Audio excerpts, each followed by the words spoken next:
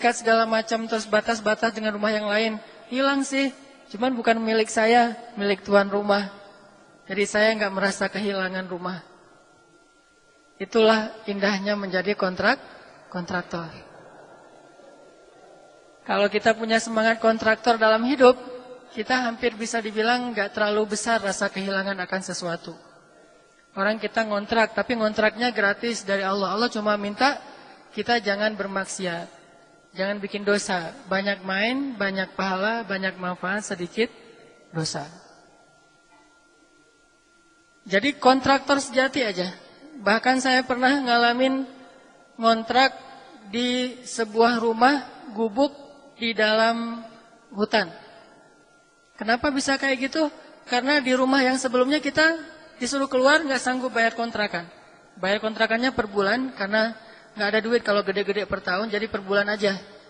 Nggak sanggup bayar, akhirnya harus keluar dan cuma ada satu pilihan, yaitu rumah gubuk yang ada di tengah kebun atau lebih tepatnya kayak mirip lebih ke hutan daripada kebun karena pelosok banget.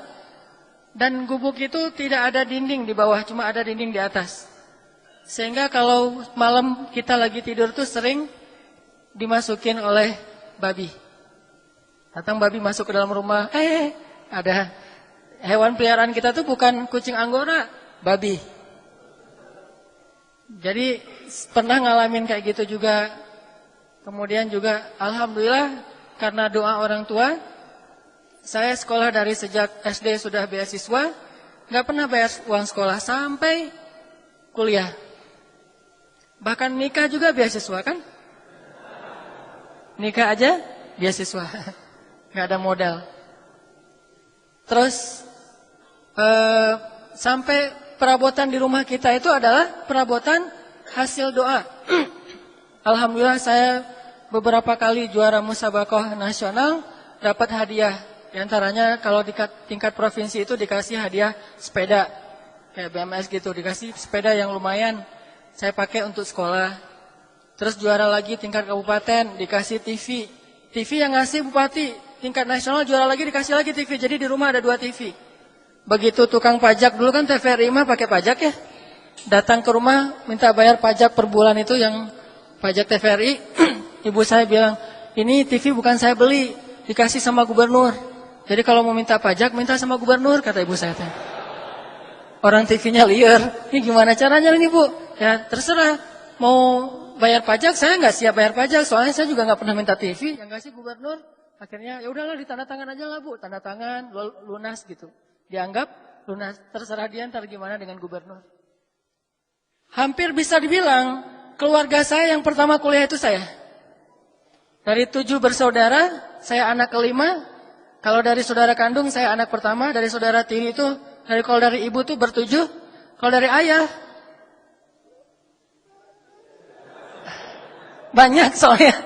Saudara saya dari ayah itu ada sekitar 19. Jadi ayah saya tuh, ibu saya adalah istri keduanya, dan kita bertiga, ibu saya, ayah itu adalah suami keduanya. Ini unik banget nih keluarga. Karena suami pertamanya ada musibah gitu, akhirnya nikah dengan ayah saya. Nah jadi keluarga kita tuh total sekitar 20-an.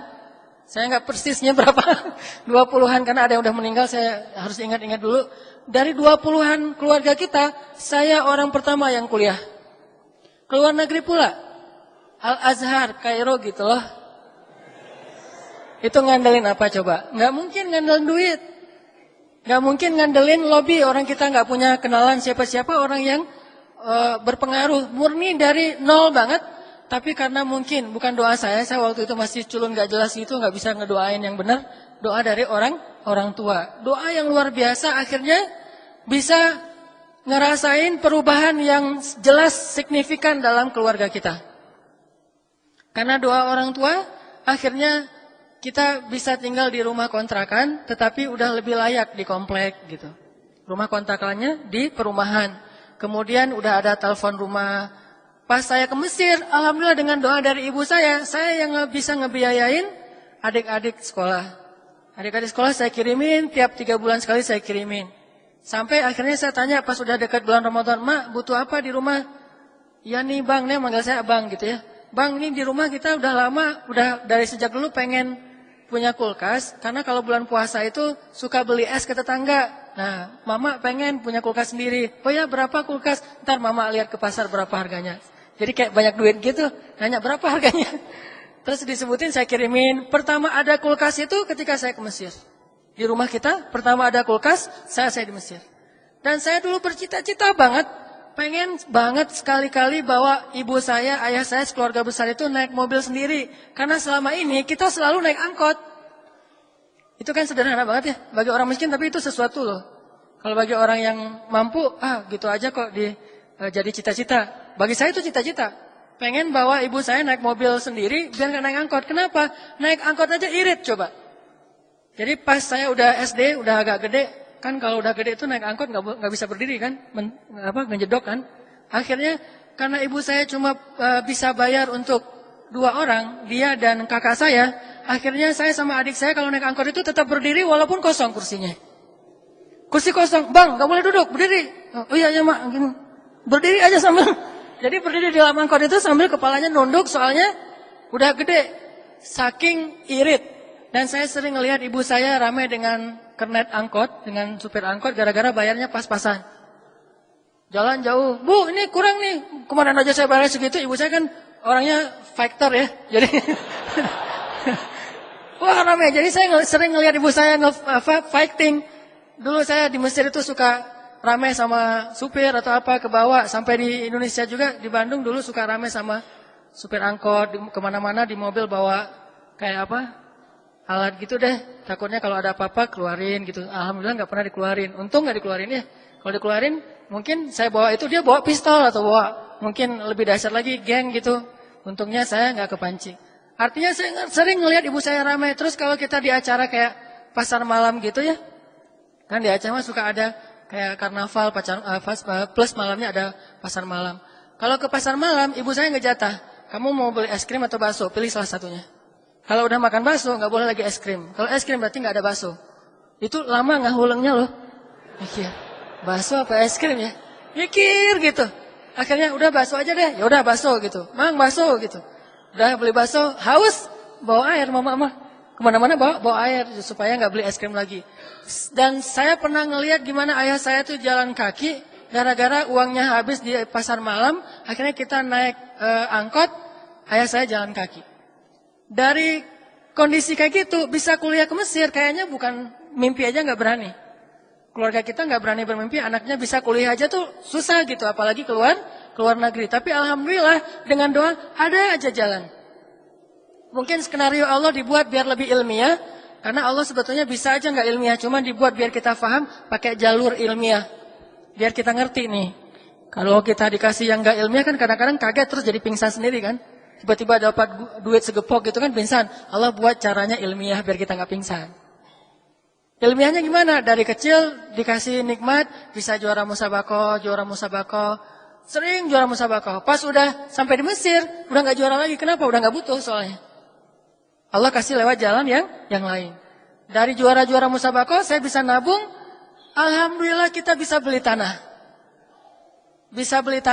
Kemudian pas saya mau ke Mesir, tanahnya dijual, susah jualnya karena nggak bisa jual dalam waktu dekat. Sedangkan saya waktu itu belum dapat beasiswa di Al-Azhar. Tapi saya kekeh banget pengen ke Mesir.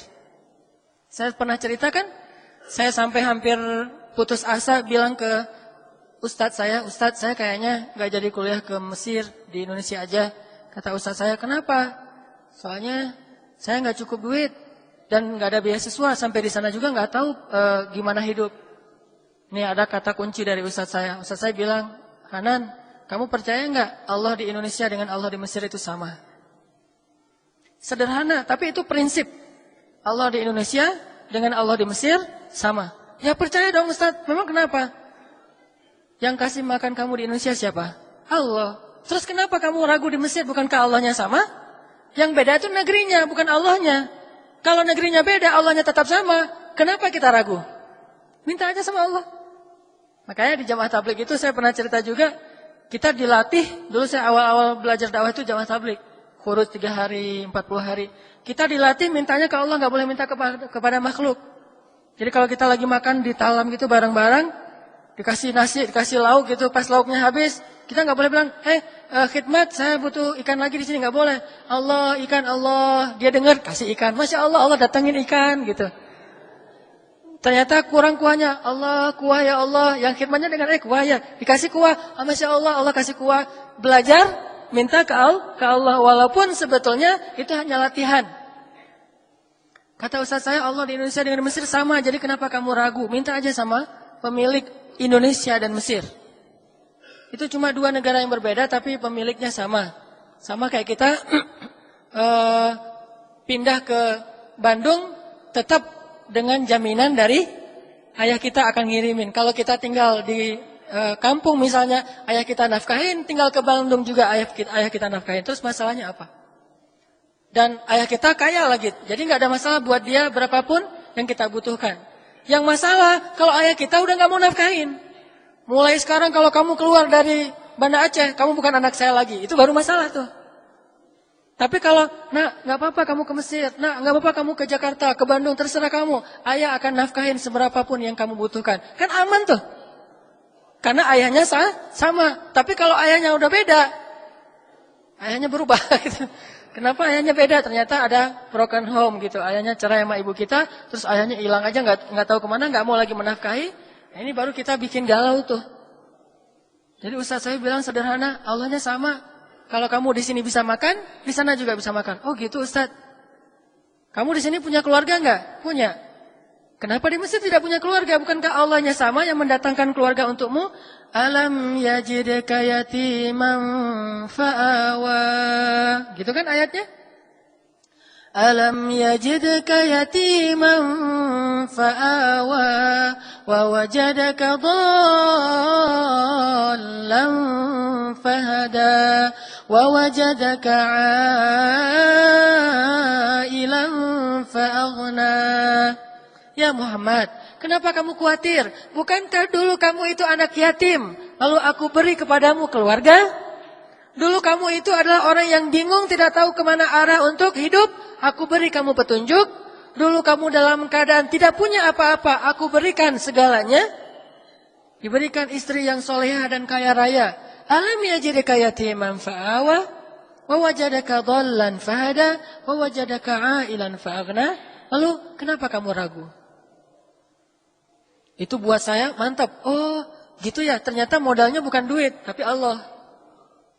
Kalau mau minta bukan kepada makhluk, tapi minta kepada Allah. Makhluk hanya cara buat Allah untuk supaya kita faham. Kalau dikasih nggak lewat makhluk, takutnya kita nggak ngerti, malah jadi suzon. Tiba-tiba dapat duit banyak, kita malah nggak bersyukur kepada Allah karena nggak ngerti dari mana asalnya. Akhirnya Allah buat ilmiah. Saya punya duit cuma 10 juta, dan itu habis untuk biaya travel, untuk biaya tiket. Tapi karena saya punya Allah, ya udah, saya beli tiket ke Medan, naik Malaysia Airlines dari Medan ke Kuala Lumpur Beirut Lebanon, dari Beirut ke Kairo, naik pesawat Malaysia. Biayanya kurang lebih 10 juta. Dan saya nggak bawa uang sama sekali, 0. Tapi saya punya yang maha kaya, berangkat nih. Di Malaysia Airlines dikasih makan, wah nih makan semuanya. Sampai di Kuala Lumpur, di bandara Kuala Lumpur, semalaman kita muter-muter aja nggak makan. Saya sama teman-teman saya sebetulnya punya duit, cuma dia nggak enak kalau makan, saya nggak ikut. Akhirnya dia ikut lapar gara-gara saya. Kita makan yuk. Baru aja tadi makan di pesawat, ntar lagi juga di pesawat dikasih makan. Saya bilang gitu, padahal saya nggak bawa duit. Ya udah deh, kita tunggu aja di pesawat. Akhirnya namanya juga mahasiswa kan irit nih. Begitu naik pesawat antara Kuala Lumpur ke Beirut, wah alhamdulillah nggak tahu kenapa kayak gitu. Saya minta makan berkali-kali ke pramugarinya, itu dikasih terus loh. Harusnya kan ada jadwal makan tuh. Saya, Mbak boleh nambah nggak? Saya nambah di pesawat tuh pertama kayak kelas bisnis gitu. Dia juga mungkin ngelihat wajah saya kasihan gitu karunya ya, jadi akhirnya udahlah kasih aja deh. Jadi, Mbak boleh nambah nggak? Ini nasinya, oh ya mau rasa apa? Mau yang lauknya apa? Apa daging atau chicken gitu? Yang daging aja. Request lagi udah minta nambah. Dikasih daging makan. Alhamdulillah kenyang banget. Sampai di Beirut tuh saya kekenyangan. Kasih apapun saya makan. Dari Beirut ke Kairo snack gitu, cemilan. Sampai di Kairo, saya udah kenyang banget. Tadi saya makan dengan niat supaya tidak kelaparan nanti di Kairo di hari pertama. Minimal bertahan untuk 1 hari. Ternyata baru keluar bandara, langsung diajak kakak-kakak kelas untuk makan kambing Kairo. Saya nyesel, kenapa semalam saya udah kenyang duluan. Harusnya kalau semalam gak kenyang, saya bisa makan kambing Kairo kan? Ternyata kambing Kairo ada di Bandung. Intinya adalah Allah yang kasih makan, bukan makhluk. Udah masuk ke Mesir, masuk ke Kairo. Saya malah belum daftar di Al-Azhar, makanya visa saya visa turis karena belum terdaftar di Al-Azhar. Saya baru besoknya mau daftar. Malam ini saya tinggal di asrama mahasiswa untuk 1 bulan gratis.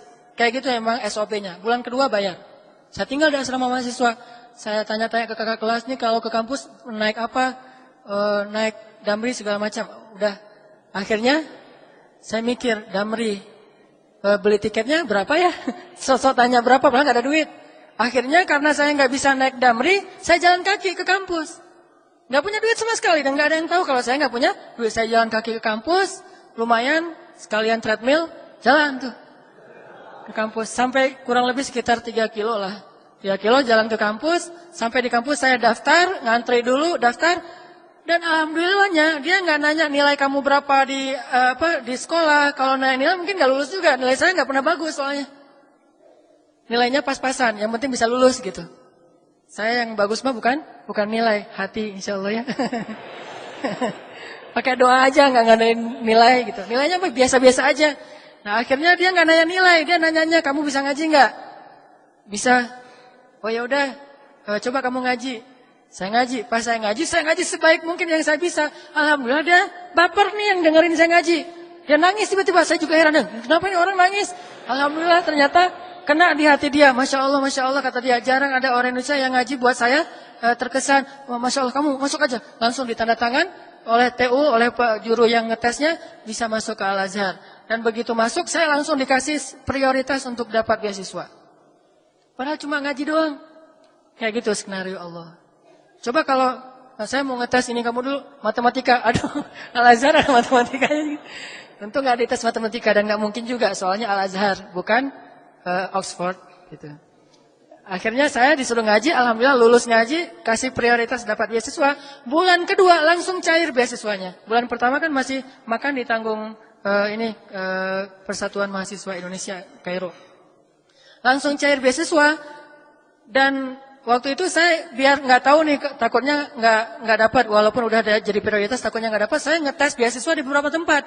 Ada yang di Badan Wakaf, ada yang di Al-Azhar, ada di lembaga apa. Ternyata saya dapat beasiswa 3 tempat. Teman-teman yang datangnya mengandalkan orang tua, nggak dapat beasiswa sama sekali, tetap dikirimin tiap bulan oleh orang tuanya. Saya 3 tempat beasiswanya, makanya saya punya rumah 3. 1 asrama, karena kalau dapat beasiswa wajib masuk asrama. 1 lagi saya tinggal di pelosok Mesir, pengen tahu suasana kondisi masyarakat Mesir. 1 lagi saya tinggal dekat Sungai Nil, di apartemen yang elit. Gak tahu diri ya. Kalau lagi ujian kan saya sering bilang, kalau lagi ujian, saya nggak mau tidur di apartemen. Saya tidurnya di hotel. Makannya di kafe. Sehari makan di kafe 3 kali. Tapi bukan mengandalkan beasiswa. Alhamdulillah setelah 1 tahun di Mesir, saya jadi menguasai daerah itu. Saya bikin bisnis-bisnis, usaha-usaha kecil. Mulai dari manajer keliling, jual dolar gitu ke anak-anak. Lu anak baru ya? Beli dolar dari gua. Anak-anak baru, iya ya kak, beli gitu ya. Jadi pakai senioritas bisa jualan dolar gitu. Udah gitu bisa jual bakso. Kalau ada event anak-anak mahasiswa Indonesia Malaysia itu by the way ada 8.000 mahasiswa di Mesir. Dan itu market bisnis yang lumayan. Wah 8.000, Indonesia 3.000. Jadi 11.000 mahasiswa itu market bisnis luar biasa. Saya bikin bakso Manghanan gitu ya. Gak ada mereknya tapi. Yang bikin bukan saya, teman saya. Saya nggak bisa apa-apa, cuma bisa jualan. Teman saya bikin bakso, saya jualin. Dan saya jualnya pakai mood. Kalau orangnya kayaknya nih keren nih, saya kasih banyak. Kalau orangnya kayaknya ngeselin, saya kasih sedikit. Kalau cewek yang beli, banyak tuh ngasihnya. Datang cewek kayaknya, wah nih solehah banget, ini ceweknya nih. Siapa tahu bisa jadi gitu kan. Nanam dulu lah, nanti menuainya 3 tahun lagi. Ternyata dia lupa, ngasih gitu.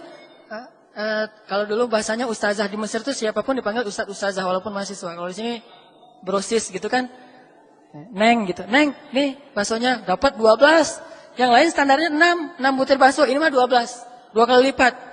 Dia nggak nanya-nanya, dia bilang ke temannya, "Oh, enak tuh bakso di situ, sekali dikasih 12." Datang lagi. "Loh, kok saya 6, kok kamu 12?" Rame, saya nyumput aja udah. Tapi alhamdulillah walaupun jualan baksonya pakai mood, nggak pakai SOP yang sama, untungnya lumayan. Dari keuntungan bakso itu bikin lagi bisnis catering. Sampai alhamdulillah kalau musim haji berangkat haji jadi guide, jadi kuli, jadi joki Hajar Aswad. Joki Hajar Aswad. Yang sekarang ramai-ramai di TV joki Hajar Aswad, kalau saya nonton acara gitu saya senyum-senyum aja. Saya dulu juga gitulah. Bu mau cium Hajar Aswad, saya bantuin gitu. Cuman nggak pernah matok berapa yang dia kasih. Minimal $100 lah ya.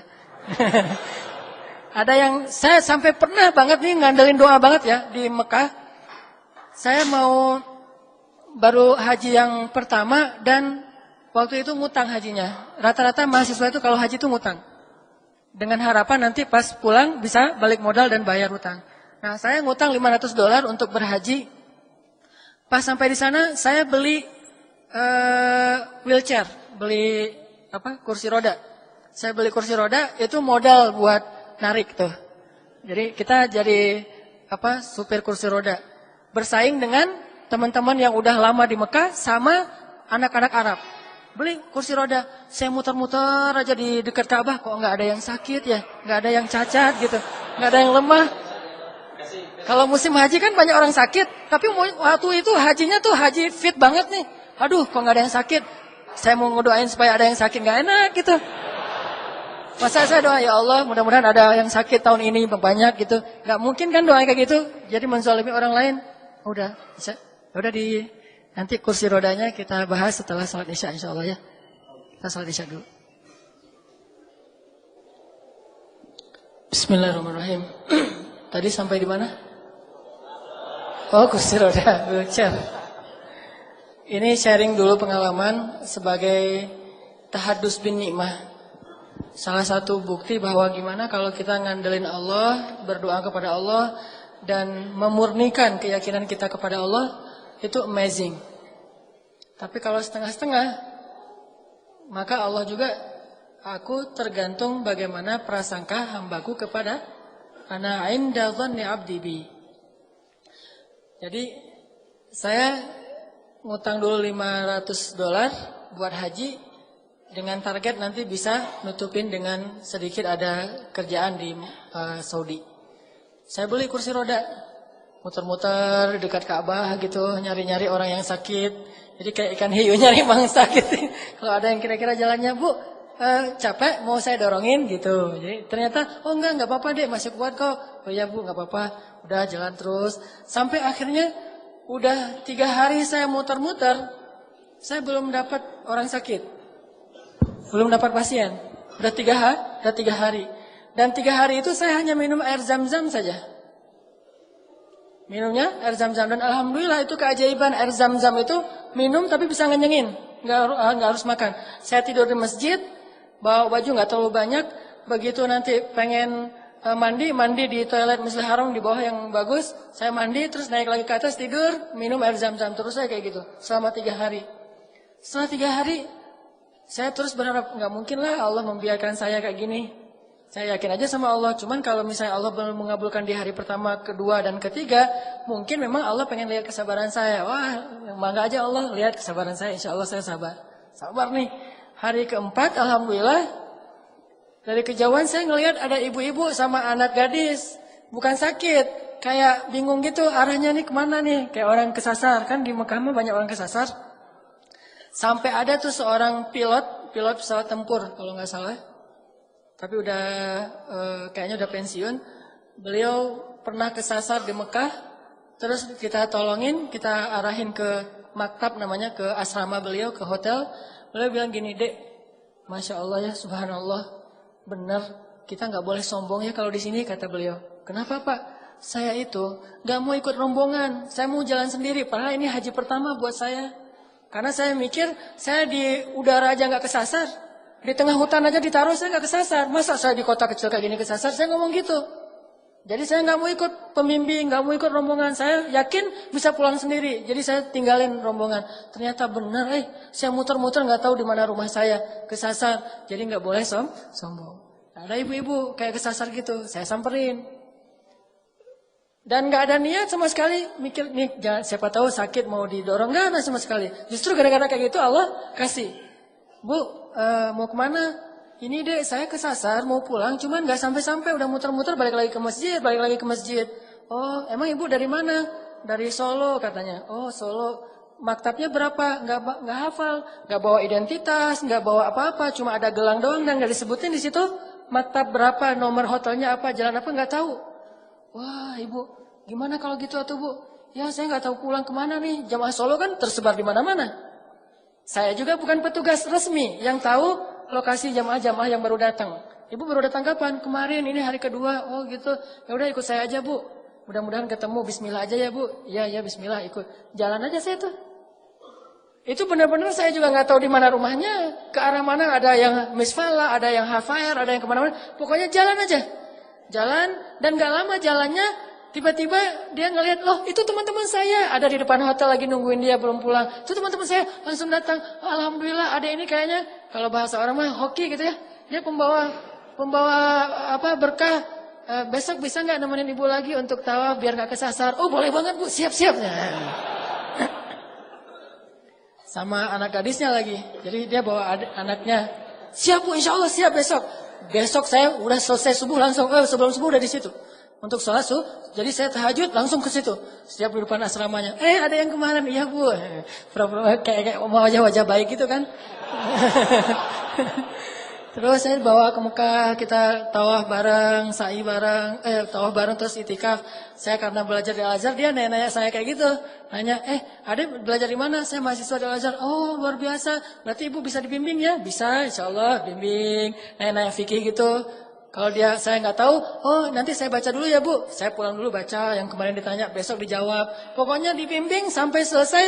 Alhamdulillah ternyata dari situ saya bukan cuma dapat ibu itu. Dapat satu rombongan, coba luar biasa. Ini rahmat dari Allah ya. Ibu itu mah nggak ngasih jawab apa-apa, tapi rombongannya begitu habis Arafah, kemudian setelah wukuf itu kan ada yang ke Mina, motong hewan kurban. Itu satu rombongan yang motong hewan kurban saya. Itu dikasih sama ketua rombongan. Dek, bisa nggak nolongin kita untuk motong hewan kurban? Oh bisa pak. Sama ada yang dam juga, yang hajinya tamak itu kan harus bayar dam. Akhirnya saya pergi ke tempat pemotongan hewan kurban, makanya saya tahu tentang gimana motong hewan kurban onta itu kayak gimana. Akhirnya saya datang sana, tawar-menawar dengan pemilik hewan kurbannya, sekitar berapa puluh ekor. Balik lagi, dari situ, alhamdulillah saya bisa beli kulkas, biayain adik-adik sekolah segala macam. Itu luar biasa. Dan kita nggak ngasih harga yang terlalu tinggi, standar di sana aja, dan udah ada deal-dealan biasa dengan orang yang punya peternakan. Alhamdulillah dari situ saya bisa jual lagi kursi roda, balik modal, terus pulang ke Kairo. Nih, alhamdulillah bisa bertahan 1 tahun ke depan. Makanya 1 tahun ke depan jadi nggak ada bisnis. Udah direkap pas lagi haji. Jadi setahun saya santai-santai aja, sehari makan di restoran 3 kali. Sarapan restoran, ini restoran lagi, alhamdulillah. Dan itu bukti bahwa kalau misalnya kita ngadain Allah itu luar biasa. Saya pernah juga haji backpacker. Kalau pas lagi di Mina, tidurnya di trotoar dekat tempat pelemparan jemarat, tidur di situ. Pas lagi di Arafah, kita tidur juga di jalan. Makanya, alhamdulillah, saya waktu itu banyak bersyukur karena dibantu oleh Bin Laden. Tapi bukan Usama ya. Keluarga Bin Laden. Di Mekah itu Bin Laden ini salah satu perusahaan besar di Arab Saudi yang paling dermawan untuk memberikan khidmat kepada jamaah haji. Jadi dia punya kayak satu kontainer gede gitu, isinya apa? Daging yang udah matang, udah dimasak. Dilempar-lemparin. Rata-rata yang dapat bantuan kayak gitu tuh jamaah dari Afrika sama India. Cuma kita doang yang paling putih di situ. Orang Indonesia paling putih karena semuanya orang Afrika. Kita ikut bareng, lemparin, dapat 2 bungkus daging onta gitu. Daging onta kan bagus banget untuk kesehatan dan energi ya.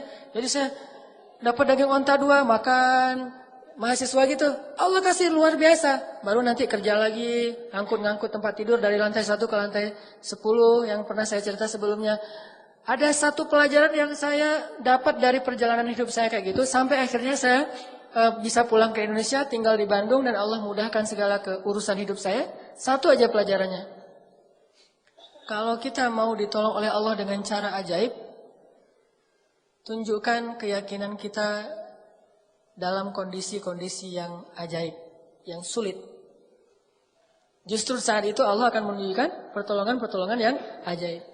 Kalau kondisinya biasa-biasa aja, maka Allah akan menolong kita juga biasa-biasa aja. Dan tipsnya, kadang-kadang kita harus nekat sedikit. Karena hanya dengan sedikit nekat, kita bisa belajar tawakal. Kalau semuanya harus dihitung logis, kapan kita akan belajar tawakal? Ini kayaknya kurang logis nih. Memang kita butuh hitung-hitungan logis, ilmiah butuh. Cuman sedikit nekat itu dibutuhkan juga. Harus dikombin nih. Logika, iman, nekat. Logika, hitung-hitungan ilmiah. Iman, yang penting kita melakukannya tidak melanggar syariat. Nekat, disitulah bab tawakal. Kalau udah sesuai dengan hitungan-hitungan ilmiah, kemudian juga kita tidak melanggar hukum Allah, sedikit berspekulasi, dalam bahasa lain adalah nekat, di situ kita akan ngerasain the power of KPP. Itu baru dapat power of KPP. Dengan kita sedikit nekat, kita akan tahu, oh saya mah nggak bisa ngandelin siapa-siapa kalau gini, cuma bisa ngandelin Allah Subhanahu Wa Taala. Begitu kita sekali berhasil mengandalkan Allah dan pasti berhasil, maka kita akan semakin yakin untuk terus mengandalkan Allah next. Dalam next kasus, next time, kita pasti akan lebih yakin untuk ngandelin Allah. Makanya saya hampir bisa dibilang agak nggak terlalu gampang galau kalau urusan pemeliharaan Allah. Gak punya duit, gak galau sama sekali. Saya pernah cerita juga, di Kairo kalau lagi gak punya duit, makanya minum air putih sama kurma yang udah berjamur gitu.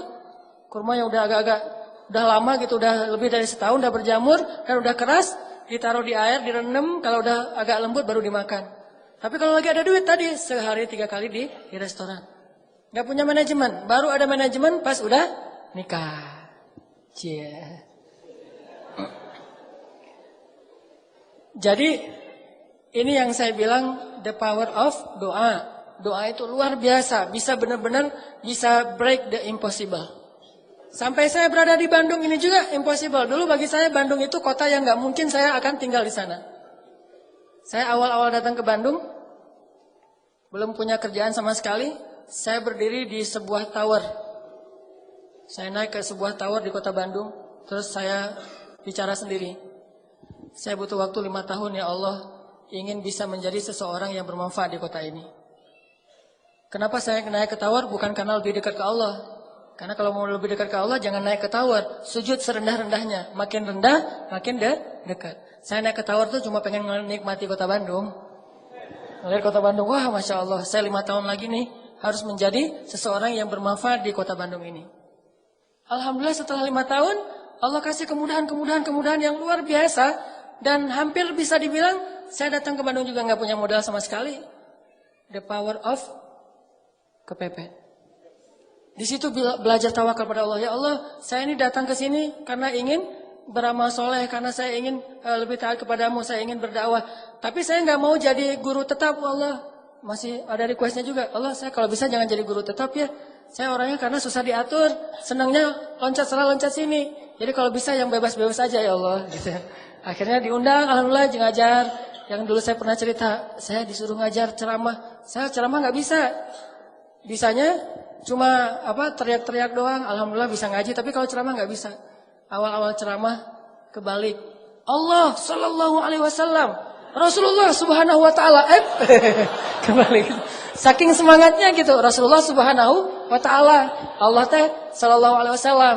Jamaah bingung, ini Ustaz dari Kairo Sallallahu Alaihi Wasallam kebalik. Terus bingung lagi nih, gaya siapa kalau mau ceramah? Gaya Agim aja lah. Halo? Betul tidak? Gitu-gitu. Waktu itu kan saya belum Sunda sama sekali, baru datang dari Aceh tiba-tiba ngomong bahasa Sunda kan patah-patah banget tuh. Jadi orang yang dengar juga kasihan ngelihatnya. Aduh, kasihan ya misalnya. Udahlah kan, mereka mau dengar bukan karena enak ceramahnya, karena kasihan. Lewat aja. Oh ternyata nggak nyaman gaya Agim. Saya ganti Zainuddin Amjad. Assalamualaikum. Nggak dapat juga. Wah nggak nyaman juga. Akhirnya be yourself no matter what they say lah. Akhirnya ceramah yang sebisanya saya aja. Udah mulai nulis-nulis buku. Nulis-nulis buku pertama, saya penulis, saya kulinya, saya direkturnya, saya yang ngejualnya.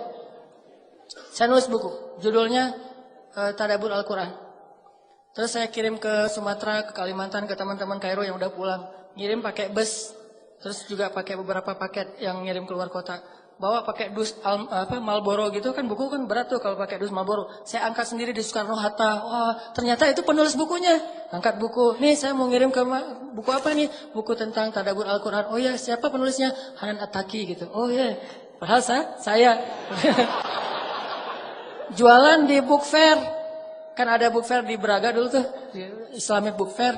Jualan, alhamdulillah dari percikan imannya Pak Amiruddin ngasih satu space buat saya display buku saya. Saya bikin X banner, saya bawa naik motor hujan-hujan pakai jas hujan gitu, turunin buku basah-basah, naruh disusun-susun. Setelah disusun-susun saya balik lagi ke toilet, ganti baju yang agak-agak keren gitu seolah-olah penulis, baru balik lagi. Saya udah pakai dasi gitu, udah penulis gitu kan. Pas orang datang, ini buku siapa? Ini wajahnya mirip. Jadi di cover buku itu wajah saya paling gede tuh. Tulisannya kecil, yang penting wajah saya. Biar orang, kan lagi pencitraan, pengen terkenal, namanya juga pengen terkenal. Jadi wajahnya gede, judulnya kecil. Pas orang lihat, ini buku siapa yang nulis? Mirip.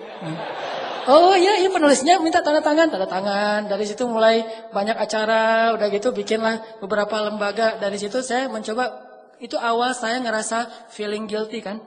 Kok saya belajar jauh-jauh cuma untuk ngajar-ngajar gini terus dibayar? Saya harus bikin dakwah yang saya nggak dibayar. Akhirnya setelah 7 tahun kayak gitu, Allah kasih ilham, muncullah Pemuda Hijrah. Dan saya merasa dengan Pemuda Hijrah ini hilang sedikit feeling guilty-nya. Karena bisa berdakwah yang tidak ada lagi orientasi-orientasi apapun selain pengen berkhidmat kepada agama Allah Subhanahu Wa Taala. Tapi itu perjalanan semuanya tidak akan terjadi kecuali dengan doa. Kalau ngandalin ilmiah, nggak kayak gitu. Ilmiahnya harusnya saya pulang dari Kairo tuh udah di Banda Aceh aja. Ngapain jauh-jauh ke Bandung. Atau ilmiahnya saya nggak usah ke Kairo, udah aja sekolah di Banda Aceh atau kuliah di Banda Aceh. Tapi nggak pakai ilmiah doang, pakai iman, pakai rububiyah, pakai keyakinan bahwa Allah yang di Indonesia dengan Allah di Mesir sama. Sedikit nekat kadang dibutuhkan. Jadi kalau kalian mau melihat keajaiban, jangan cuma ngelihat Instagramnya, datang ke rumahnya. Lihat Instagram 1, ngepoin lagi Instagram kedua. Sampai 10 Instagram dikepoin, tapi nggak ngelamar-lamar. Itu nggak ada keajaiban. Mau ngeliat keajaiban?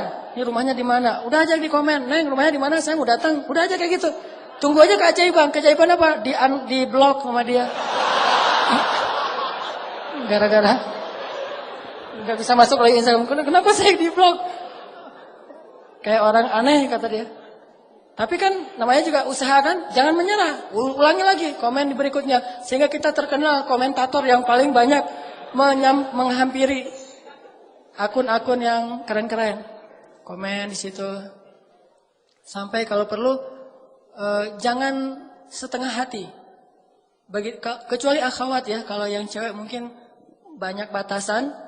Ini yang di atas-atas sebetulnya nunggu keberanian teman-teman di bawah. Jadi kalau nggak berani nekat itu berarti agak mentalnya tuh masih kurang. Harus berani nekat. Nekat berani apa? Berani ditolak, berani disuruh pulang, berani dimarahin, berani. Pokoknya datang aja. Ayahnya ini kolonel, udah datang aja. Pas datang kirain siapa, ternyata ayahnya ketua geng motor misalnya. Nggak apa-apa. Bawa Kiki Briges tuh. Pak Ki, temenin Ki, kemana? Mau ngelamar. Kalau bawa saya, karena ayahnya ternyata ketua geng motor. Oh ya udah bawa sama Kiki. Ternyata Kiki juga pernah, tapi gagal misalnya gitu. Misalnya, ya Ki, enggak, ininya contoh doang. Artinya, usaha aja, jangan setengah hati. Jadi baru disebut nekat itu kalau udah ngelakuin sesuatu, bukan nekat tapi cuma doa doang. Ya Allah, saya berharap bisa nikah tahun ini, tapi nggak nekat-nekat. Coba tunjukin dulu, karena nekat jadi tawakal. Gak kenal, gak apa-apa. Saking nekatnya, jauh kayaknya levelnya jauh banget nih. Kita orang biasa banget, dia mah bidadari banget. seorang pengemis melamar bidadari. Wes. Jadi pengemis yang luar biasa nih. Kayak siapa? Julaibi. Pengemis melamar bidadari. Dan saya mah orang biasa. Tapi saya punya Allah. Datang aja. Kan kita nggak tahu kalau belum mencoba kan. You don't know if you don't try. Itu pakai aja sebagai bahasa nekat. Tapi setelah itu bismillahirrahmanirrahim. Allah ya muqallibal qulub. Wahai yang membolak-balikan hati. Udah segitu aja. Allah udah tahu lah keterusannya apa. Datang, ya Allah, Engkau yang memiliki hati orang-orang yang ada di dalam rumah ini. Ayahnya, ibunya, dia termasuk pembantu. Kadang-kadang pembantu itu bisa membuat orang terbolak-balik hatinya. Ayahnya masih bingung gitu, ibunya masih mikir-mikir, si endangnya juga masih mikir-mikir. Pembantunya yang wah semangat. Pembantunya bilang, Neng, ibu teh udah sering ketemu anak laki-laki, tapi ini beda Neng. Pembantunya tuh cerewet, tapi cerewet yang positif. Ternyata si pembantunya tadi dibeliin cuangki sama kita. Ikhtiar yang maksimal. Pembantu juga bisa dimanfaatin. Karena saya pernah memanfaatkan pembantu. Dan itu berhasil. Ikhtiarnya yang maksimal. Kita nggak akan tahu kalau kita belum mencoba. Doa terus ikhtiar. Ikhtiarnya tadi bawa cuangki, bawa nasi pecel kasih ke pembantu. Bu, dari mana? Saya dari Surabaya. Oh, saya bawain rawon buat ibu, gitu ya. Bawain rawon. Masya Allah, ini anak baik banget. Dia akan bisa mempengaruhi keputusan yang ada di dalam rumah itu. Keputusan paling penting bisa dipengaruhi oleh suara seorang pembantu rumah tangga. Gara-gara sebungkus rawon. Itu ikhtiar dulu. Jangan udah belum apa-apa. Saya mah kayaknya enggak ini. Laksanakan aja dulu. Ikhtiar kerja juga gitu. Harus sedikit nekat. Karena dulu saya pernah bisnis beberapa usaha kecil-kecilan, bukan bisnis, usaha. Bisnis mah kayak gaya usaha lah. Usaha kecil-kecilan, bikin kayak cabang-cabang kios pulsa gitu. Itu berawal juga dengan kenekatan, pokoknya saya mau bikin itu aja, jual beli mobil second juga dengan kenekatan. Properti kecil-kecilan cuma beli satu, benerin terus jual lagi. Semuanya lewat nekat tapi tawakal sama Allah. Yang penting jangan bikin Allah kecewa, itu aja. Kalau kita nggak bikin Allah kecewa, kita masih tetap bisa ngandelin Allah. Begitu kita ngecewain Allah, nggak bisa ngandelin apapun. Kalau kita mengandalkan Allah, maka Allah akan menggunakan segalanya untuk kebaikan kita. Kalau kita nggak bisa mengandalkan Allah, maka kita kehilangan segalanya. Sehingga ulama bilang, siapa yang mendapatkan Allah, dia mendapatkan segalanya. Siapa yang kehilangan Allah, dia kehilangan segalanya. Minta sama Allah. Wa idza sa'alaka 'ibadi anni fa inni qarib. Allah itu dekat sama hambanya. Ujibu da'watad da'i idza da'an. Aku mengijabah setiap permintaan orang-orang yang meminta kepadaku. Minta sama Allah. Ini semangat, motivasi untuk berdoa dan berikhtiar dengan bumbu sedikit nekat. Baru kita akan melihat keajaiban. Banyak sekali dari pengalaman hidup saya itu nekat memang bikin keajaiban. Tapi dengan tawakal. Baru kita mengerti arti tawakal kalau kita udah agak sedikit nekat. Terus tips yang kedua dari pengalaman hidup yang mungkin jadi sharing juga buat teman-teman. Biar doa itu diijabah oleh Allah. Ini penting banget nih. Jangan pernah makan atau minum sesuatu yang Allah haramkan. Itu mutlak. Gimana pun kita teriak-teriak di depan pintu Ka'bah, kalau di dalam darah dan daging kita ini tumbuh atau mengalir makanan dan minuman yang Allah nggak ridhai, suara kita itu mute, mute.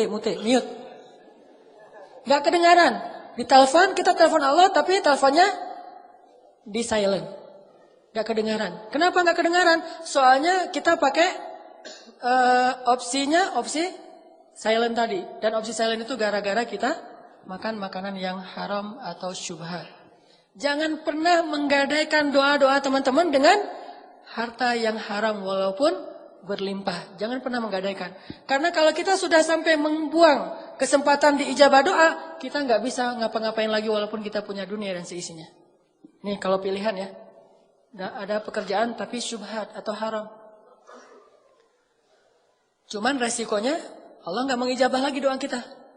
Atau kita nggak mengambil pekerjaan itu, cuman nggak dapat keuntungan besar, tapi Allah mengijabah doa-doa kita. Kalau saya sangat yakin nggak perlu istikharah, akan memilih yang penting Allah mengijabah doa saya. Urusan yang lain terserah. Kalau Allah mengijabah doa saya, mau coba, mau apa aja, minta sama Allah pemilik segalanya. Tabarakalladzi biyadihil mulk, di tangan Allah segala kerajaan. Jadi jangan sampai Allah yang kita hilangkan, jangan sampai kita kehilangan tali dengan Allah Subhanahu wa taala. Dan salah satu penghilang tali hubungan dengan Allah itu makanan dan minuman yang haram. Makanya Nabi pernah mengisahkan ada seorang laki-laki Yahudi melakukan perjalanan, di tengah jalan dia ngelihat ada orang yang lagi makan babi guling, barbecue, harum gitu, tapi makanannya babi. Laki-laki Yahudi tadi nyamperin, terus bilang, boleh nggak saya minta satu potong ikan itu? Kata laki-laki Yahudi, boleh nggak saya minta? A'tini hadas samak, beri saya sepotong dari ikan ini. Kata orang-orang, kamu kan penampilannya kayaknya orang Yahudi ya? Ya, bukankah orang Yahudi itu dilarang makan babi? Emang, terus kenapa kamu minta makanan ini? Kata dia, yang minta babi siapa? Kan saya minta ikan, kata orang Yahudi. Tapi nunjuknya ke arah babi. Itu namanya hilah. Mencari-cari celah untuk mengubah hukum yang haram menjadi halal. Salah satunya dengan mengganti nama. Makanya Nabi bilang di dalam hadis, ada juga di Riyadhus Shalihin, janganlah kalian menamai khamar dengan karom. Karom itu mulia artinya, namanya keren. Jadi khamar itu tetap khamar, jangan dikasih nama yang keren-keren. Harganya 2 juta. Dari Itali. Keren lagi namanya tuh. Terus packagingnya bagus banget. Jangan, kata Allah, kata Nabi. Kenapa? Karena itu akan mengubah sesuatu yang haram menjadi sesuatu yang disukai, diminati, bangga orang dengannya. Sehingga dilarang menamakan sesuatu yang haram dengan nama yang baik. Begitu juga mengubah namanya menjadi nama seolah-olah dia halal. Orang Yahudi ini ngasih nama babi dengan kalimat samak, ikan. A'tini hadas samak, beri saya ikan ini. Kata orang-orang, ini kan nggak boleh untuk kamu orang Yahudi. Emang saya minta babi, saya kan minta ikan. Tapi nunjuknya ke arah babi. Akhirnya nggak mau berdebat, dikasihlah sepotong makanan babi. Dia minum, dia makan, kemudian dia minum khamar. Udah selesai itu dia jalan. Jalan, dia jatuh di tengah perjalanan karena mabuk. Kemudian untanya hilang. Untanya membawa semua bekal-bekal dia. Terlunta-luntalah dia di tengah padang pasir. Ketika dia sadar, dia nggak punya apa-apa lagi. Waktu itu kemudian dia duduk, lalu dia berdoa kepada Allah, Rabbi. Sampai di situ aja, Nabi kemudian ngasih komen terhadap hadisnya. Jadi Nabi yang menyampaikan ceritanya, kemudian Nabi komen. Apa komen Nabi? Ma'kaluhu haram, malbasuhu haram, mashrabuhu haram, fa'anna yustajabu lidzalik? Makanannya haram, minumannya haram. Kemudian tempat tinggal, pakaiannya haram. Bagaimana Allah akan mengijabah doa dia? Sehingga laki-laki itu mati di tengah padang pasir dalam keadaan terlunta-lunta. Datang lagi seorang sahabat namanya Sa'ad bin Abi Waqqas, datang kepada Rasulullah, ya Rasulullah, doakanlah saya supaya Allah mengijabah doa-doa saya. Karena saya berdoa itu Allah belum mengijabah saja. Saya mohon tawassul dari engkau ya Rasul, dengan wasilahmu semoga Allah mengijabah doa saya. Kata Nabi, ya Sa'ad, atib mat'amak, wahai Sa'ad, bersihkanlah makananmu dari yang haram. Lalu Sa'ad kemudian membalikan semua keuntungan-keuntungan ribanya, dan dia tidak mau lagi makan riba sebagai seorang rentenir. Kemudian akhirnya dia berdoa lagi, dan sejak saat itu Sa'ad terkenal sebagai seorang ahli diijabah dalam doa. Karena meninggalkan usaha-usaha yang tidak Allah ridhoi. Jadi kalau mau melihat keajaiban dalam doa, jangan pernah masukkan makanan dan minuman yang haram ke dalam tubuh kita. Mending kita lapar daripada kita memakan sesuatu yang Allah haramkan. Kecuali darurat. Kalau darurat boleh. Kan kaidah fikihnya, ad-darurah tubihul mahzurah. Yang darurat itu membolehkan yang tidak boleh. Kita kelaparan di tengah hutan. Gak ada makanan kecuali, maaf tadi babi misalnya. Maka boleh kita makan babi. Tapi jangan digulai, di sate, di segala macam. Ada yang di dendeng gitu ya. Disimpan, ada yang sampai dikalengin. Buat apa? Buat nanti kalau lapar lagi. Enggak, makan darurat itu hanya untuk menghilangkan rasa lapar yang sangat. Kalau udah hilang rasa lapar yang sangat, udah agak nyaman, udah tinggalkan itu. Begitu juga dalam urusan yang lain. Kalau kita darurat banget, boleh menggunakan harta yang haram, tapi sebatas menghilangkan unsur darurat kita saja. Anak sakit, gak punya uang sama sekali, minjam ke teman-teman gak ada yang bisa nolong. Akhirnya terpaksa kita menggunakan sistem-sistem yang Allah gak ridhoi. Tapi sebatas untuk bisa membiayai pengobatan anak. Jangan ngutangnya 1 miliar, padahal pengobatannya 10 juta. Kenapa ada 990 jutaan? Karena itu buat tambahan modal. Nah ini bukan darurat namanya. Selama kita menjaga yang ini, Allah berjanji akan ujibu da'watad da'i. Aku akan mengijabah doa-doa kalian. Jangan pernah menggadaikan doa. Yang terakhir, kalau pengen doa kita diijabah oleh Allah, ijabahlah panggilan Allah. Falyastajibu li wal yu'minu bi la'allahum yarshudun. Penuhilah panggilan Allah dan berimanlah kepada Allah supaya kalian mendapat petunjuk. Jadi kalau kita mengijabah panggilan Allah, Allah mengijabah panggilan kita. Begitu Allah bilang, Allahu Akbar, Allahu Akbar, labbaika ya Rabbi. Ngomongnya gitu. Labbaika ya Rabbi, aku penuhi panggilanmu ya Allah. Datang buru-buru, wudu langsung datang ke masjid. Nanti begitu kita bilang, Allah ya Allah, labbaika ya abdi. Ada apa wahai hambaku? Allah buru-buru datang kepada kita. Seperti kita buru-buru datang kepada Allah, seperti itu juga Allah buru-buru datang kepada kita. Seperti kita berleha-leha atau menunda-nunda waktu untuk datang kepada Allah, seperti itu juga Allah menunda-nunda waktu untuk datang kepada kita ketika kita panggil. Ana inda dhanni abdi bi. Aku tergantung di mana hambaku. Fadhkuruni azkurkum. Ingatlah aku ingat kalian. Jadi jangan salahin Allah kalau doa kita belum diijabah juga. Mungkin kita ketika Allah panggil juga enggak gitu-gitu amat. Sehingga Allah juga akan mengimbangi gimana perlakuan kita kepada Allah. Kenapa kayak gitu? Biar dengan cara kayak gitu kita menjadi lebih taat kepada Allah. Sebetulnya nggak ngimbangin sih. Allah tetap Rahman dan Rahim, cuman dalam bab itu doang. Di sisi yang lain, Allah tuh ngasih nikmat kepada kita tuh nggak ngelihat kita soleh apa enggak. Terus aja dikasih nikmat kan?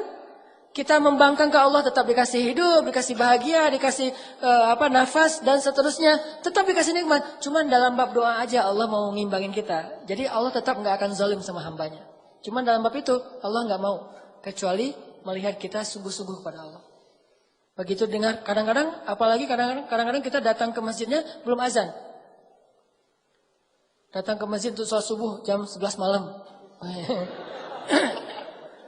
Udah langsung datang. Ngapain kamu jam 11 malam ke masjid? Pengen sholat subuh. Ini misalnya saking luar biasanya kayak siapa? Said Ibnul Musayyib. 30 tahun mendengar azan di dalam masjid, nggak pernah mendengar azan di luar masjid. Artinya sebelum azan udah masuk masjid. Kalau kita kayak gitu, Allah juga gitu. Kita baru mau angkat tangan, udah dikabulkan. Kok bisa gitu ya Allah? Kan kita datang ke masjid sebelum azan. Kayak Nabi tuh baru membatin doang dalam hati, udah Allah kabulkan. Belum juga ngomong, ya Allah, udah datang langsung.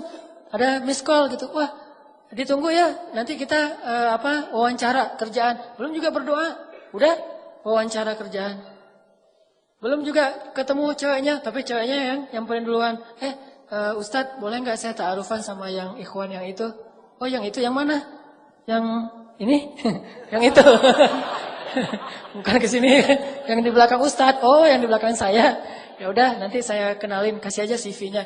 Ternyata yang nyamperin duluan, ceweknya ngasih CV duluan. Ini karena kita duluan datang kepada Allah sebelum Allah panggil. Udah sekali, begitu juga ya akhwat.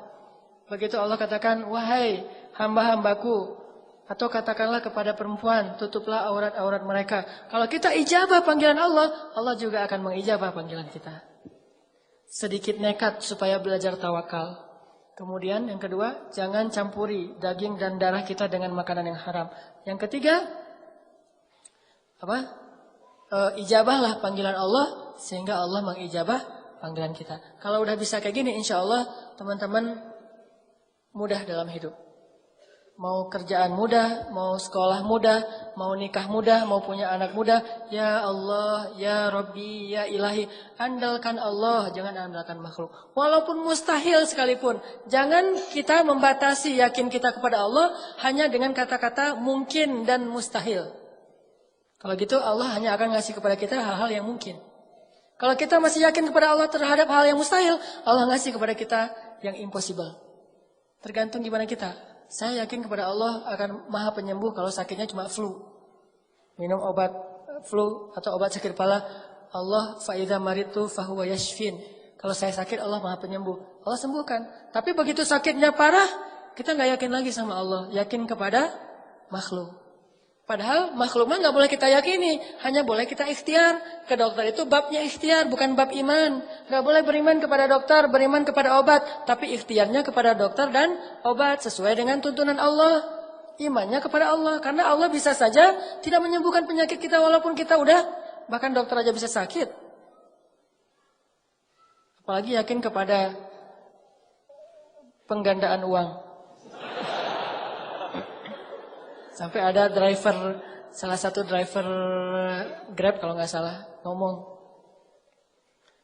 Kang, itu ada juga ternyata di Jawa Barat ya, yang bisa menggandakan uang, sama kayak yang Kanjeng bisa menggandakan uang katanya. Saya jadi galau, karena kalau bisa kayak gitu saya senang banget. Mending saya nggak usah jadi driver Grab lagi, saya mah ke situ aja. Lumayan saya ada uang 1 juta, siapa tahu bisa jadi 5 juta, kata dia. Saya bilang, Kang, itu dia yang menggandakan uang itu namanya bisnis apa, Kang? Bisnis jasa. Kalau dia bisa menggandangkan uang, ngapain dia capek-capek bisnis jasa? Udah aja duit dia sendiri digandain, udah gitu nggak perlu lagi berusaha, nggak perlu lagi berikhtiar, nggak perlu lagi kerja, pakai mahar 5 juta, nanti digandain jadi 10 juta. Ngapain dia capek-capek kerja? Kalau dia bisa menggandakan uang sendiri, begitu dia ada uang 1.000, saya gandain ada uang 10.000, gandain kan gampang kan? Ngapain kerja lagi? Dia kerja karena dia nggak bisa menggandakan uang. Saya bilang, oh gitu Kang. Ini artinya saking kita lemahnya iman kepada Allah sampai akhirnya kita melakukan hal-hal yang sebetulnya nggak logis sama sekali. Kalau kita yakin Allah bisa menggandakan uang, kayak kita yakin kepada sosok yang bisa menggandakan uang di dunia, harusnya kita datang ke Allah lebih sering. Ya, kenapa ada orang yang sangat terpelajar, educated, sampai dokter, terpengaruh juga dengan isu-isu kayak gini. Dia bawa berapa puluh miliar supaya digandain, akhirnya nggak balik sama sekali, kecuali sedikit. Kenapa kita nggak datang kepada Allah? Allah, saya pengen digandain nih duitnya, saya kasih deh untuk Palestina 1 juta. Kata Allah, perumpamaan orang yang berinfak di jalan Allah seperti menanam benih yang nanti ujung-ujungnya dikasih 700 kali lipat. Kenapa kita nggak yakin sih sama Allah yang menyatakan di dalam Al-Quran dengan benar sekali, Shadaqallahul Azim. Kenapa kita yakin kepada makhluk yang lagi-lagi terbukti bahwa itu bohong, tapi masih aja yakin. Udah di TV lagi rame-ramenya bahwa itu bohong. Kita ada juga di Jawa Barat tuh, saya pengen datang sana. Udah jelas di TV itu bohong, tapi ini mau didatengin gitu. Kenapa Allah yang maha benar kita nggak datengin? Ini kan agak-agak unik. Berarti kita belum benar-benar beriman kepada Allah. Walaupun kita selalu bilang, Shadaqallahul Azim. Kita bilang gitu. Apa artinya? Maha benar Allah. Tuh kan? Berarti kita nggak paham maknanya. Maha benar Allah dengan segala firman-Nya. Shadaqallah, maha benar Allah Al-Azim.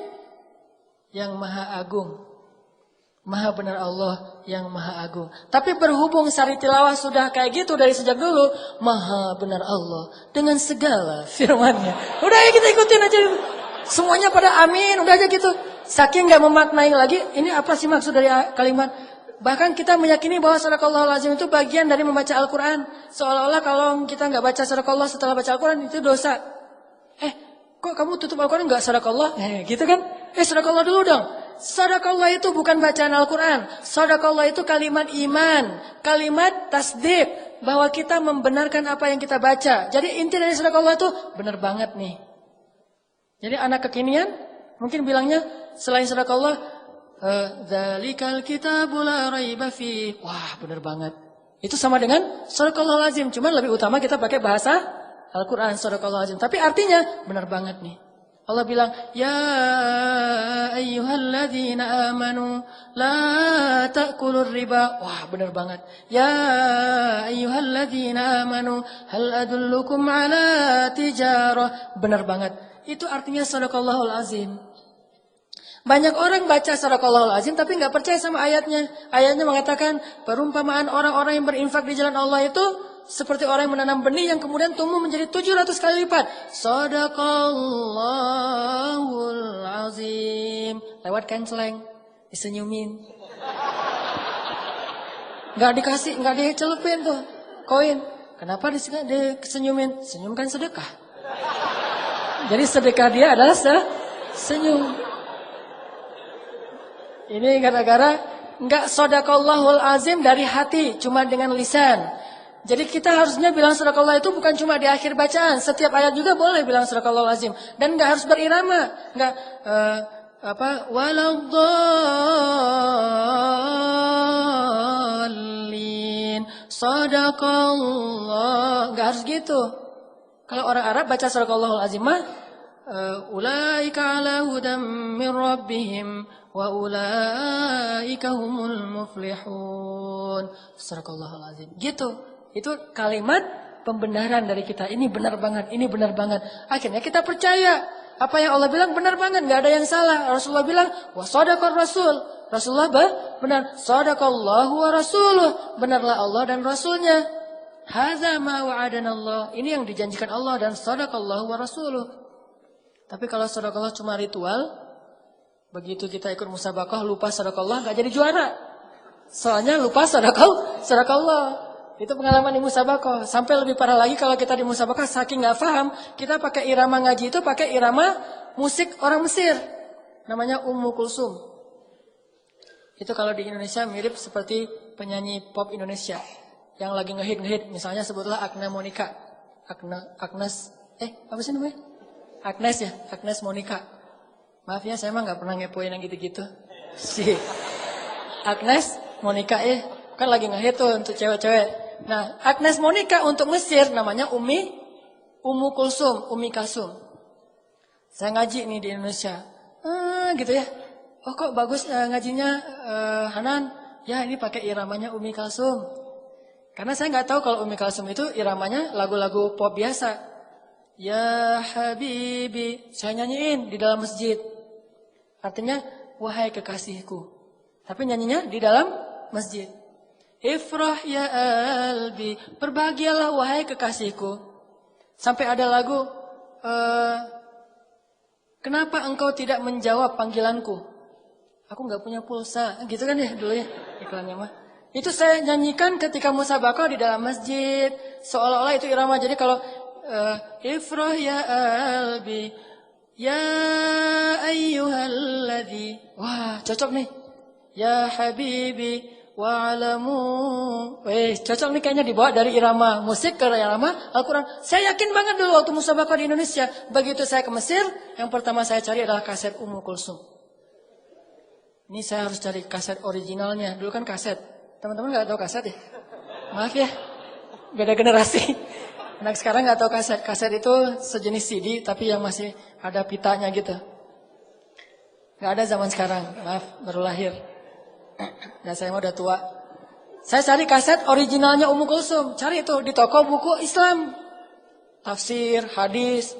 Cari kaset Ummu Kulsum. Saya tanya ke si yang penjualnya, Mang, ada kaset Ummu Kulsum gak Mang? Mang manggilnya. Terus orang Mesir, kaset siapa? Ummu Kulsum.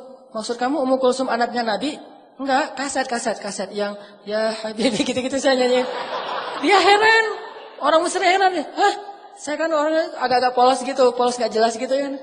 Terus dia heran, ngapain kamu cari kaset itu di sini? Ini kan toko buku Islam. Lah itu kan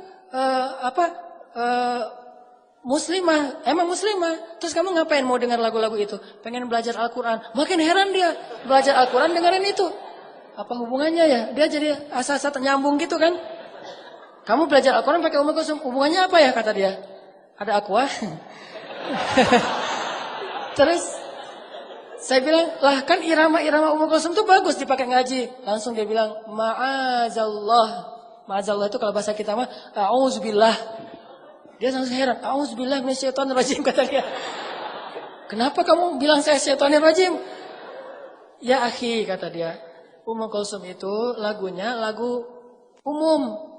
Irama musik-musiknya irama musik-musik yang cuma cinta-cintaan. Ini bukan urusan fikih ya, tetapi itu bukan bacaan Al-Quran. Jadi kamu jangan belajar dari musik itu. Kalau musik mah musik aja, tapi jangan dipakai musik untuk baca Al-Quran.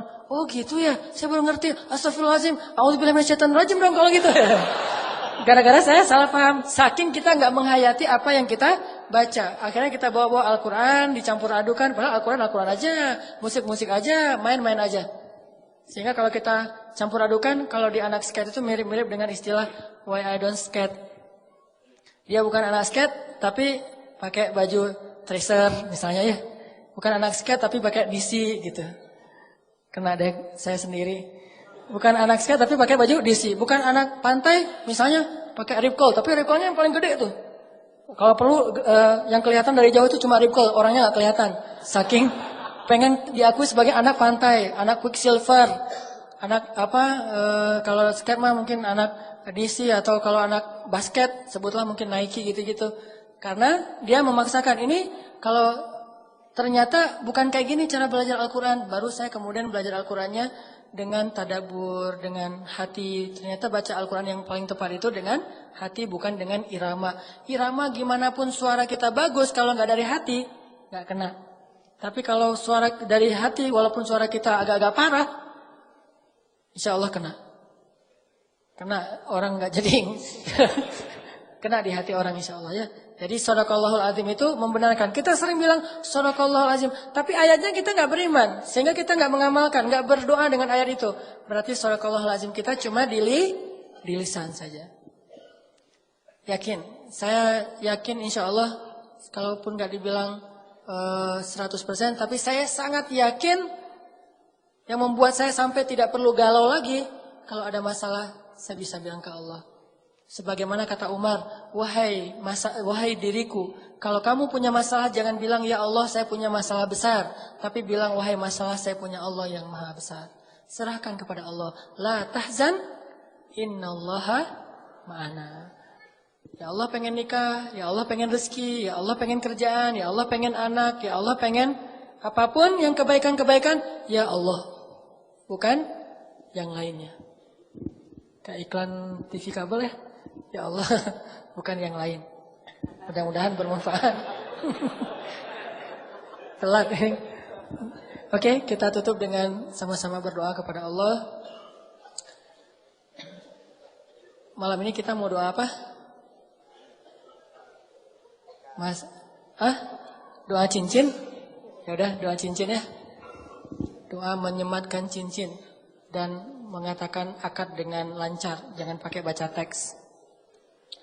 Dan saya selalu menitipkan kepada teman-teman, jangan melupakan doa untuk saudara-saudara kita di Palestina, di Suriah, karena kita nggak bisa nolong mereka banyak. Setidaknya kita jangan juga udah nggak nolong, nggak doain pula.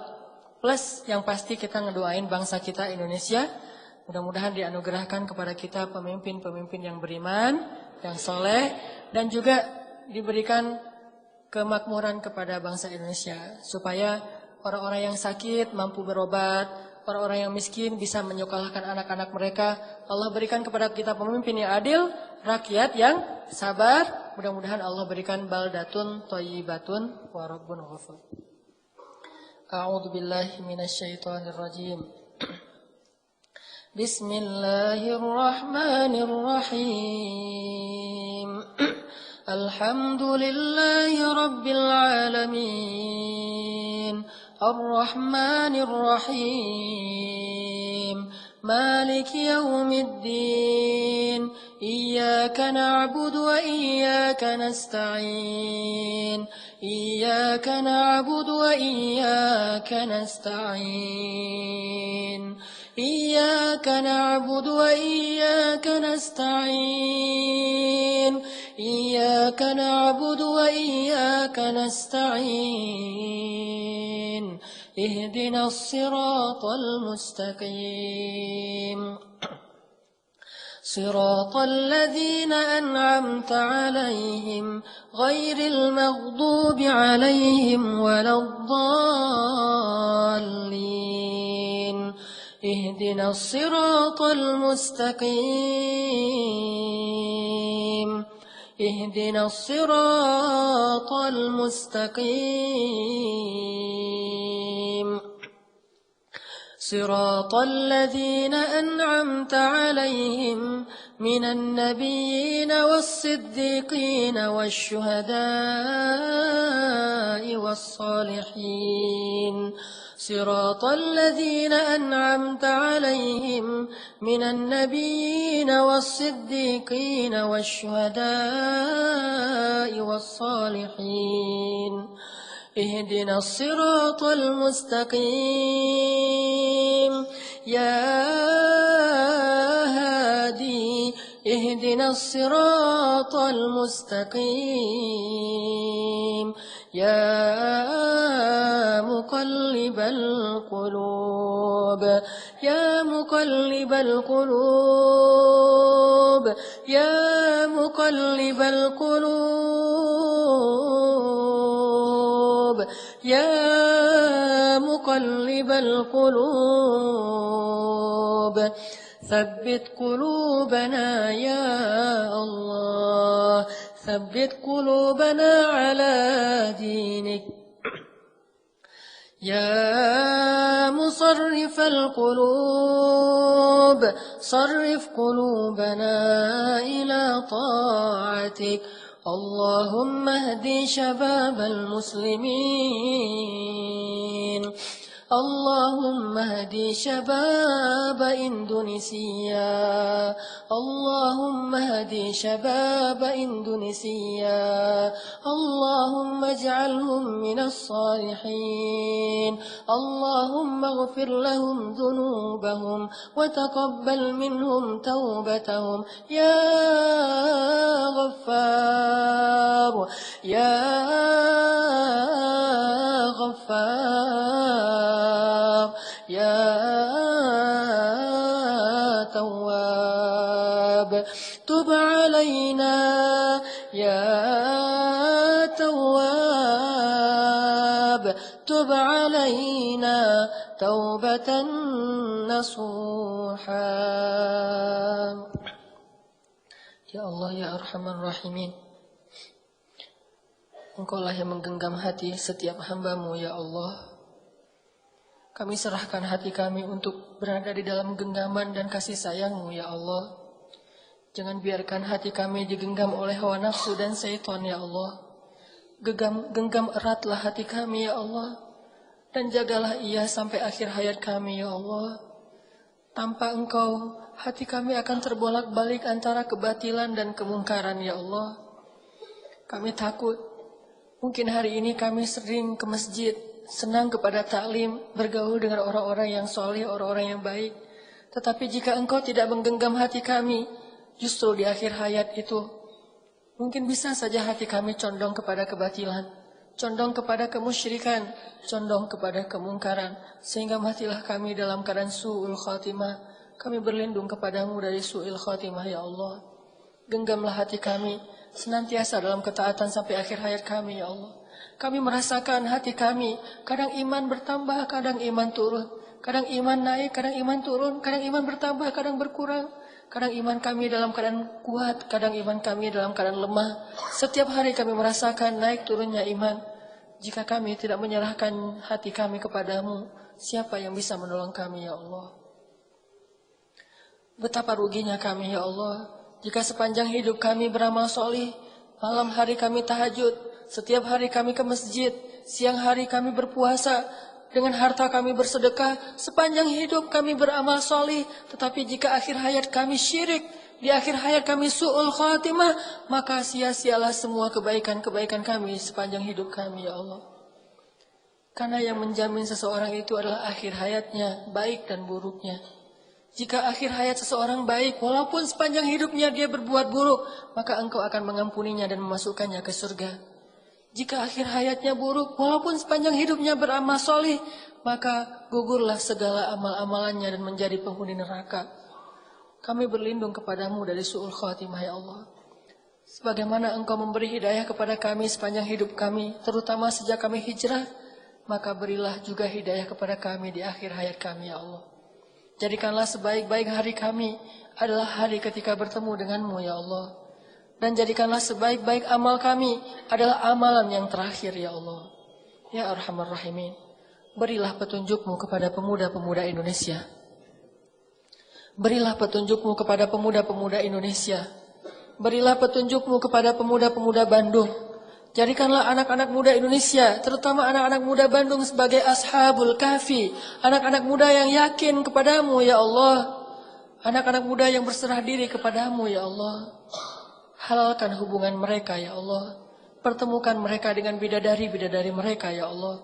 Pertemukan pemudi-pemudi kami dengan imam-imam mereka yang solih ya Allah. Sehingga hidup mereka penuh dengan keberkahan darimu ya Allah.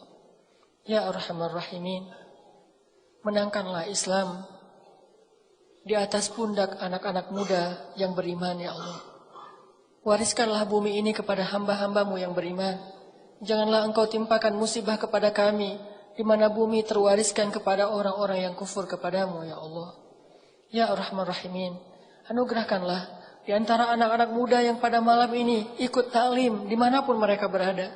Anak-anak muda yang rajin ke masjid, anugerahkanlah, jadikanlah mereka sebagai pemimpin-pemimpin Indonesia di masa yang akan datang ya Allah. Jadikanlah mereka sebagai pengayom-pengayom umat di masa yang akan datang ya Allah. Jadikanlah mereka sebagai pembela-pembela kaum muslimin di masa yang akan datang ya Allah. Jauhkanlah mereka dari sifat munafik yang justru menyerang dan menghujat kaum muslimin dan agamanya. Ya Arhamar Rahimin, tutuplah aurat perempuan-perempuan muslimin. Jagalah mereka dengan rasa malu dan jagalah kehormatan mereka dengan agamamu. Ya Arhamar Rahimin, beri kepada kami pasangan dan keturunan yang menyejukkan hati kami. Beri kepada kami pasangan dan keturunan yang membuat kami bahagia di dunia dan di akhirat. Ya Arhamar Rahimin, sampaikan salam kami kepada Rasulullah. Tidaklah kami duduk di dalam masjid seperti ini kecuali karena kami tahu itu semuanya dari ajaran Rasulullah SAW. Setiap orang yang beriman di muka bumi ini berhutang kebaikan yang sangat besar kepada Rasulullah SAW. Tidaklah iman kami ketahui, tidaklah kami mengenal Islam kecuali itu hasil jerih payah dan perjuangan Rasulullah. Kami berhijrah karena kami membaca tentang kisah Rasulullah. Kami masuk Islam, kami menjadi seorang muslim karena ajaran Rasulullah. Rasulullah yang paling banyak berjasa bagi kami melebihi jasa seorang ayah dan ibu. Titipkan salam rindu kami kepada Rasulullah ya Allah. Sekarang beliau ada di sisimu. Titipkan salam kami kepada beliau. Katakanlah kepada beliau bahwa kami rindu Rasulullah. Seandainya hari ini Rasulullah ada di tengah-tengah kami, mungkin nasib kaum muslimin tidak akan dicela, dihina, ataupun ditindas seperti hari ini ya Allah. Tapi ini ujian untuk kami sekaligus untuk mempersatukan barisan kaum muslimin. Titip salam kami kepada Rasulullah. Mungkin banyak dari kami yang belum sempat untuk berziarah ke makam beliau. Setidaknya kami selalu datang ke rumah yang beliau cintai, yaitu rumahmu ya Allah. Titip salam kami kepada beliau. Sampaikan kepada beliau, kami berharap suatu saat nanti di padang mahsyar beliau mau memberi kami syafaat dengan seizinmu ya Allah. Ya Arhamar Rahimin, titip salam kami kepada Abu Bakar As-Siddiq, kepada Umar bin Khattab, kepada Ali bin Abi Thalib, kepada Bunda Khadijah, kepada Ibunda Aisyah. Sungguh kami mencintai mereka semuanya karenamu ya Allah. Dan ajarkanlah kami agar bisa menjadi pejuang-pejuang hebat seperti mereka kelak ya Allah. Ya Arhamar Rahimin, maafkanlah kami yang belum bisa menolong saudara kami di Palestina dan di Suriah ya Allah. Kami sadar kalau kami masih zalim. Siang malam kami tertawa, nikmat hidup bersama keluarga kami. Seolah-olah kami tidak ingat ada saudara kami yang setiap hari menangis di kem-kem pengungsian di Suriah dan Palestina ya Allah. Ada saudara kami yang terusir dari kampung halamannya di Myanmar ya Allah. Tapi kami tidak bisa berbuat banyak. Maafkanlah kekurangan kami ya Allah. Kami belum bisa membantu mereka kecuali hanya dengan mengisikan sedikit dari harta kami untuk kami kirimkan untuk mereka. Tapi itu sama sekali belum bisa menyelesaikan masalah mereka. Maafkanlah kami ya Allah. Kami hanya bisa mendoakan mereka. Tolonglah kaum muslimin ya Allah. Engkaulah maha penolong. Tolonglah kaum muslimin di Palestina. Tolonglah kaum muslimin di Suriah. Jangan lagi ada perang dan penjajahan terhadap saudara kami ya Allah. Kami sering menikmati hidup kami bersama teman-teman kami. Di antara kami ada yang senang main skate, ada yang senang musik, ada yang senang main BMX, ada yang senang bola. Kami bisa menikmati hidup kami setiap sore dengan ceria. Kami berkeringat, kami sehat, kami tertawa bersama teman-teman kami. Tetapi banyak saudara kami di Palestina dan di Suriah, mereka tidak bisa hidup senikmat kehidupan kami. Seandainya mereka melihat bagaimana kami tertawa bersama teman-teman kami, sedangkan mereka menitikan air mata, apa yang akan mereka katakan tentang kami di hadapan-Mu kelak ya Allah? Kami yakin banyak anak-anak muda di Palestina yang juga ingin menikmati masa mudanya dengan olahraga, dengan hal-hal yang positif seperti yang kami lakukan bersama teman-teman kami. Tapi Engkau memberikan mereka kehidupan yang mungkin lebih spesial daripada kehidupan kami. Maka tolonglah mereka ya Allah. Jangan lagi ada setetes darah pun dari darah kaum muslimin yang tumpah dan ditumpahkan oleh orang-orang yang zalim ya Allah. Ya Arhamar Rahimin. Tolonglah dakwah kami ya Allah. Makmurkan masjid-masjid di seluruh Indonesia, terutama di Bandung dengan anak-anak muda ya Allah. Jadikanlah kami semua yang hadir di masjid ini malam ini ya Allah sebagai dai, pembawa bendera agamamu yang akan berdakwah di lingkungan kami masing-masing ya Allah, yang akan meramaikan masjid kami masing-masing ya Allah, sehingga bukan hanya masjid TSB yang penuh dengan anak muda, tetapi semua masjid di Indonesia penuh dengan anak-anak muda yang cinta kepadamu ya Allah. Itulah cita-cita kami ya Allah, itulah harapan kami, itulah visi kami ya Allah. Maka tolonglah dakwah kami. Mudah-mudahan kelak kami bisa mendengar seorang presiden Indonesia yang hafal Al-Quran, menjadi imam dalam sholat kami, membacakan ayat-ayat yang jarang kami baca karena bukan ayat-ayat yang ada di juz 30, tetapi ayat yang ada di seluruh Al-Quran. Kami rindu diimami oleh seorang presiden yang hafiz Al-Quran, yang membaca Al-Quran dengan khusyuk, yang membuat rakyatnya menangis ketika sholat di belakangnya. Ya Allah, mudah-mudahan kami bisa menikmati hari itu ya Allah. Hari ketika wakil presiden kami mengumandangkan azan, memanggil rakyatnya untuk beribadah kepadamu ya Allah. Lalu presiden kami mengimami sholatnya seperti Abu Bakar, Umar, Utsman dan Ali. Rabbana atina fid dunya hasanah wa fil akhirati hasanah wa qina adzabannar. Subhanakallahumma wa bihamdika asyhadu an la ilaha illa anta astaghfiruka